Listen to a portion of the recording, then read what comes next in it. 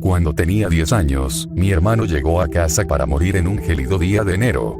Lesiones purpúreas destrozaban la piel que apenas cubría sus huesos. Se parecía mucho a un esqueleto, a diferencia del visitante amigable que había llegado a conocer en mi corta vida. Mi hermano Tobias era muchos años mayor que yo, así que no tenía mucha relación con él. Aún así, se esforzaba por tomar el tren a casa en New Haven para las vacaciones, llenando nuestra sala de estar con muchos regalos. Una tarde, le compró a mamá el bolso Fendi Baguette que siempre quiso para presumir ante sus amigas del Junior Women's Club. Para el regalo de mi papá, compró la parrilla George Foreman, y todos sus compañeros de oficina hablaban de ella. Para mí, compró un horno Creepy Crawlers con recipientes de líquido y moldes. La última vez que vino a casa, estaba emocionado de mostrarle todos los bichos y monstruos que había hecho. Mejor que no, dijo mi madre solemnemente cuando llegué a casa de la escuela un día. Mis brazos estaban llenos del nuevo lote de reptiles y anfibios en miniatura que había creado. Fueron un gran éxito en el recreo, y sabía que a Tobias le encantarían. Está muy cansado, cariño. Pensé que alegrarían a Toby. Ella negó con la cabeza y sollozó, llevándose un pañuelo a la cara. Cariño, hablamos de esto. Toby está muy enfermo. No podrá oírte ahora. Mi madre sollozó en voz alta mientras mi padre la abrazaba por el brazo, llevándola por el pasillo. Devin, tus abuelos están en la sala de estar. ¿Por qué no te unes a ellos? Estas palabras hicieron que mi madre llorara aún más fuerte por alguna razón mientras mi padre la alejaba. Al llegar a la sala de estar, escuché las débiles palabras de la enfermera de hospicio que vivía con nosotros de que ya no tardaría mucho y algo sobre escuchar el estertor de la muerte.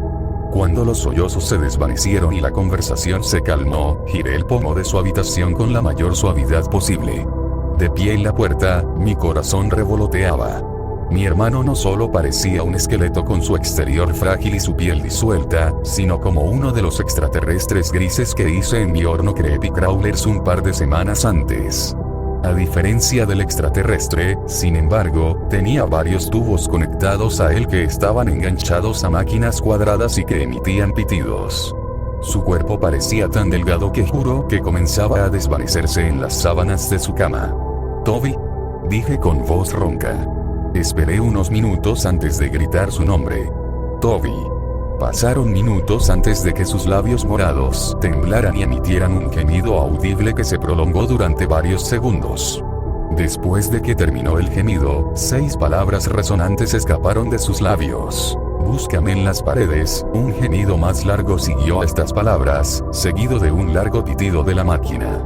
Todo pareció moverse en cámara lenta mientras la enfermera, mis padres y mis abuelos corrían hacia la habitación. No recuerdo mucho, excepto los pies arrastrando, los gritos y a mi padre llevándome fuera de la habitación y cerrándome la puerta en la cara. Los adultos estuvieron en la habitación durante varios minutos antes de que mi abuela finalmente se fuera con la cabeza gacha.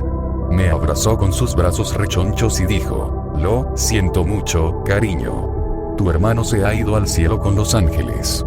Mientras los otros adultos salían de la habitación uno por uno para abrazarme, disculparse y sollozar en mi pequeño cuerpo, me pregunté si también debería estar llorando. Supongo que quería a mi hermano, pero no lo conocía bien.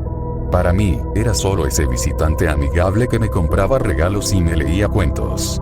Aparecía y desaparecía de mi vida como un elfo mágico que solo aparecía en las vacaciones y desaparecía como Papá Noel por la chimenea o Frosty el muñeco de nieve en un día soleado. Me tapé los ojos y fingí llorar con ellos. Después de un rato, pregunté si podía subir a mi habitación. Mis padres me lo permitieron. De inmediato, subí las escaleras y cerré la puerta de golpe detrás de mí. Durante horas, me dejé caer sobre las sábanas de mi cama de dinosaurios y miré las paredes.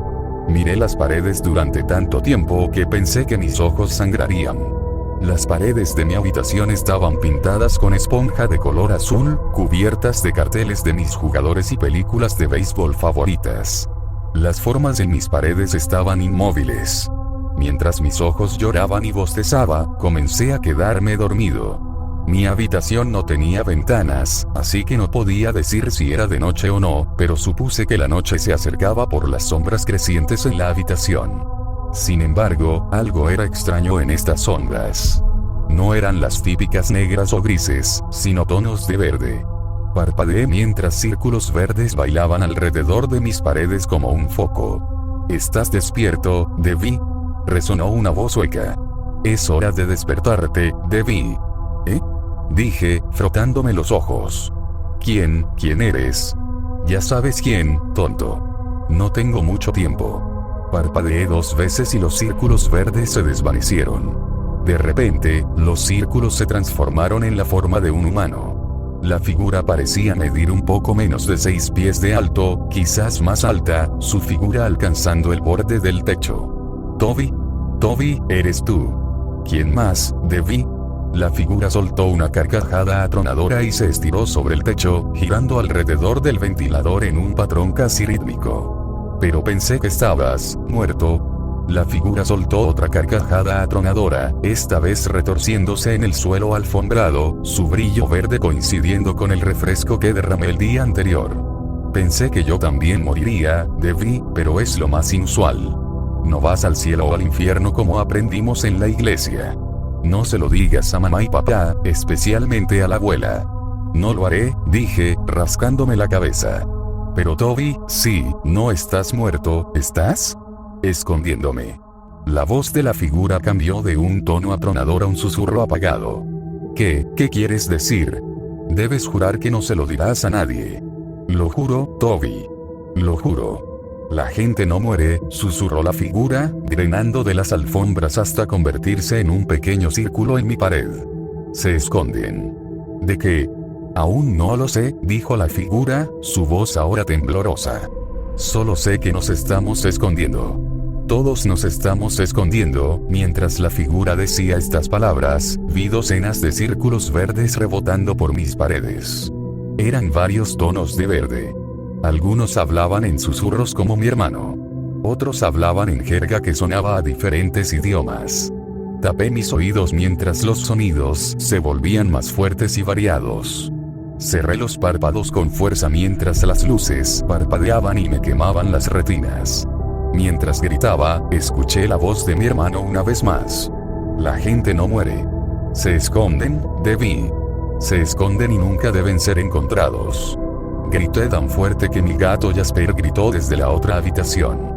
Grité tan fuerte que mi madre, mi padre, mis abuelos e incluso la enfermera que vivía con nosotros subieron corriendo y forzaron la entrada a mi habitación. Está bien, cariño, dijo mi madre, abrazándome. Está bien, cariño. Todos estamos muy tristes. Mientras los demás se apiñaban a mi alrededor, seguí gritando. Aunque los sonidos habían desaparecido, todavía escuchaba la voz de mi hermano fuerte y clara. La gente no muere. Se esconden. A medida que los días se convertían en semanas y meses, vi los círculos verdes por todas partes, rebotando por los lados de los edificios, rodeando las pantallas del cine del centro e incluso en la valla de mi patio trasero. A veces, los círculos se transformaban en formas humanas, otras veces parecían meros reflejos. Una vez, durante una pijamada, juré que incluso vi los círculos transformarse en formas de murciélagos que caían en el exterior de mi tienda. Intenté no gritar cuando los vi. Después de un tiempo, intenté no mirar. Sin embargo, cuando no miraba, escuchaba sus susurros, que generalmente no eran más que jerga. A medida que los meses se convertían en años, me ingresé en terapia, la única oportunidad que tenía para dejar de ver los círculos, para dejar de escuchar las horribles voces amortiguadas. Como estudiante universitario, mi terapeuta del campus dedujo que las formas y los susurros eran mi forma de afrontar la pérdida y el dolor. Me aseguró que la gente realmente moría e incluso me llevó a la morgue local, propiedad de su primo, para mostrarme cómo era un cadáver. Admití que nunca había visto el cadáver de mi hermano cuando murió. Ver los cadáveres de una anciana y un hombre tan delgado como mi hermano me hizo darme cuenta de lo natural que era la muerte como parte de la vida. Me mantuve en contacto con mi terapeuta después de la universidad y, con cada día que pasaba, comencé a escuchar las voces aún menos. Por primera vez en mucho tiempo, pude apreciar los sonidos del exterior que había dado por sentado, incluso los más insignificantes, como una ráfaga de viento o un niño gritando en el patio de recreo. Por primera vez en mucho tiempo, pude apreciar la risa de Julia, la chica con la que tuve mi primera cita en el Starbucks local. Me encantaba el sonido de su risa, el sonido de nuestra risa mientras manteníamos las conversaciones más tontas. A lo largo de mi vida, escuché muchos sonidos maravillosos, como las campanas de la iglesia en mi día de boda o el sonido del llanto de mi hijo Jack en mis brazos. Me enamoré de las luces y los sonidos de mi vida hasta el día en que comencé a toser profusamente. Mi esposa había llevado a Jack a la guardería mientras yo estaba sentado en mi oficina en casa, escribiendo un borrador de mi último artículo. Sentí la necesidad de toser, una gran y abultada necesidad que surgía de mi pecho. Por mucho que intenté ignorarlo, finalmente solté la tos, una tos tan poderosa que me doblé sobre mi escritorio, derramando sangre sobre el teclado. Empecé a temblar mientras la sangre goteaba de mi boca sobre las teclas y por todo el suelo. Me apresuré a encontrar mi teléfono celular y marcar el 911 mientras seguía convulsionándome de sangre y llorando. Después de haber vaciado todo el contenido de sangre de mi estómago, me desplomé en el suelo con el auricular junto a la oreja. 911, ¿cuál es su emergencia? Con la poca fuerza que me quedaba, empujé mi cuerpo por el suelo hasta el teléfono. Vomité mucha sangre, dije débilmente. Lo siento, señor, dijo la operadora. Pasó mucho tiempo antes de que volviera a hablar. Hola. ¿Está ahí? Señor, dijo la operadora, su voz de repente mucho más baja y amortiguada. Será mejor que empieces a pensar en un buen lugar para esconderte.